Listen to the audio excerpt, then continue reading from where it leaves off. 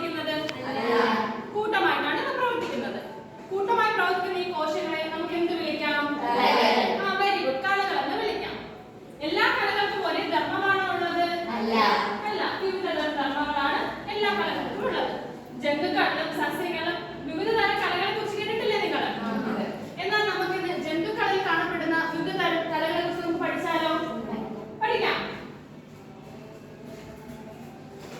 എല്ലാവരും കട്ടൗട്ട് കണ്ടോ? എല്ലാവരും നിരീക്ഷിച്ചേ കട്ടൗട്ട്. നമ്മുടെ ശരീരത്തെ പൊതിഞ്ഞ് സംരക്ഷിക്കപ്പെടുന്ന എന്താണ്? പുറംതൊലിയാണ്. പുറംതൊലി നിർമ്മിച്ചിരിക്കുന്ന ഏത് തരം കലകൾ കൊണ്ടാണെന്ന് അറിയാവോ? ആവരണകല. ആവരണകല എന്ന് പറയുന്നത് ആവരണകലകൾ കൊണ്ടാണ് പുറംതൊലി നിർമ്മിച്ചിരിക്കുന്നത്.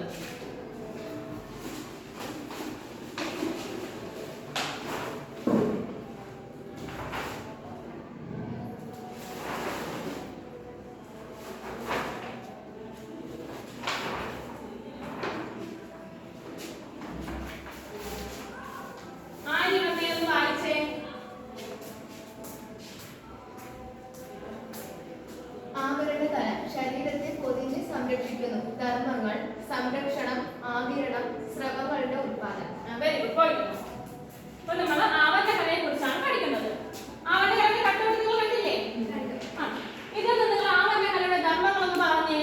സംരക്ഷണം, ആഗിരണം, സ്രവങ്ങളുടെ ഉത്പാദനം. Very good. സംരക്ഷണം, ആഗിരണം, സ്രവങ്ങളുടെ ഉത്പാദനം തുടങ്ങിയവയാണ് ആവരണകലയുടെ ധർമ്മങ്ങൾ എന്ന് പറയുന്നത്.